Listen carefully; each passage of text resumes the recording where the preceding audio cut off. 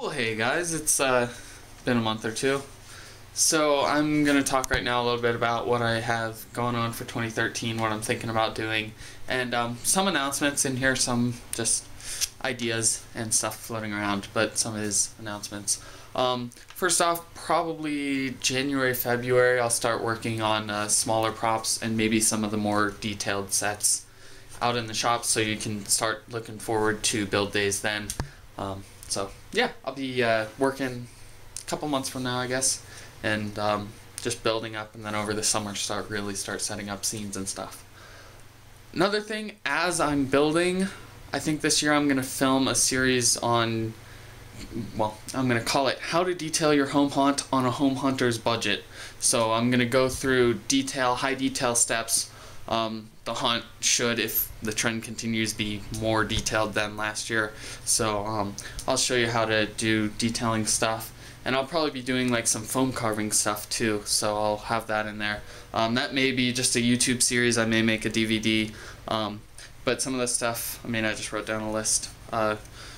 Stuff that might be in there: wall construction, how to make easy static props, painting and detailing walls, cheap lighting, designing oddly shaped sets, so like the facades of like the garage door from last year, or even more oddly than that. Foam carving, if I do foam carving and if it's done well, I'll put that in there. Designing ramps and doing them safely and effectively, and then planning out haunts, and also like increasing startle effectivity, so making your scares better. I'll talk about doing that. Let me know if there's anything else you guys want me to talk about in that, because I'm open. But I'd like to film that. That might just be a series of videos of tutorials, or it might end up being like a DVD that I do at the end of the year. But most importantly, the haunt itself.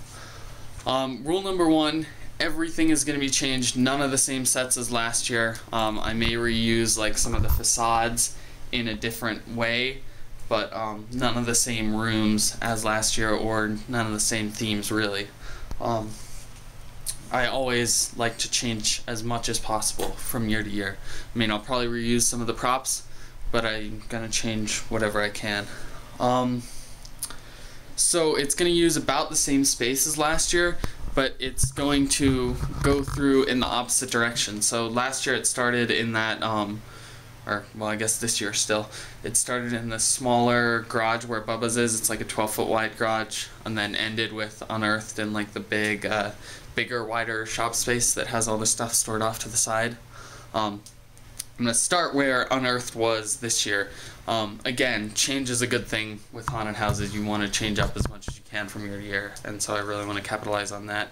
Also, because this is going to be the last year before I go to college, so it's probably going to be the last year here. I'll always be doing haunts, but it's definitely the last year here doing them. So I really want to change everything, go out with a bang, do the biggest stuff possible. So I think I mentioned foam carving. I'd like to do a few foam sets. I have some concept drawings I've done of foam and other stuff. So maybe I'll put that in the video or something. I would like to make an indoor queue line that's interactive and full detail as a set. What I'm thinking now, again, everything changes. There's months and months, I'm sure you guys know that, but what I'm thinking now is do like make it look like the facade of a shack with, you go in one door, walk through a small, narrow, like long but narrow, like not wide, room, and this is all the queue line, then come out onto the porch of it in a different place, and then walk over to the door. This would be pretty small, so maybe like a third of the space in that Unearthed area, but I think that would be nice to have an interactive queue line, somewhere they can wait and really hone in on the detail in there. And while I'm on that, it's probably going to be same space as last year, but probably less sets, bigger sets, but fewer of them, so I can really focus on the detail in all the sets that we make, because this would be like, this is the last haunt I can make to be on a resume, if I were to want to get hired doing set work, this is what I show them is this coming year. So everything needs to be as top-notch as possible. So I do want to implement more of the ramps up and down. Like I had just the one ramp area last year, but I really want to implement a lot. So maybe like quarter to a third of the sets up, elevated off the ground. Weird angles left and right on the ramps. That's one of the things I liked about House of Shock on the trip this year, was all the ramps that you had to go up and down and all over.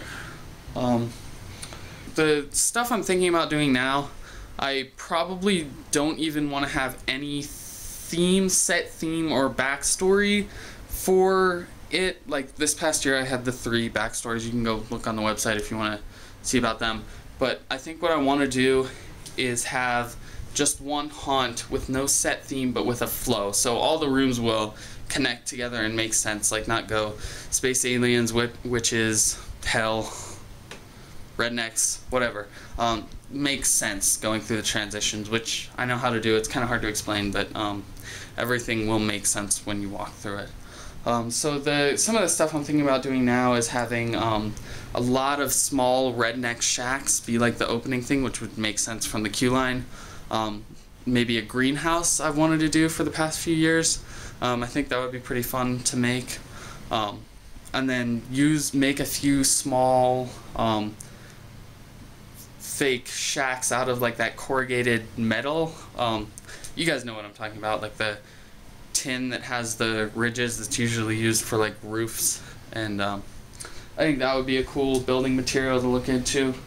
From there, going back into the back area where Charlie's was this year, I wanted to transition, maybe from the greenhouse, have the lattice start to get more overflowing with vines, and then have like a swamp house that looks like it's on water, not moving or anything, but elevated up off the ground that tilts down as you walk through it, like a voodoo witch shack type setup.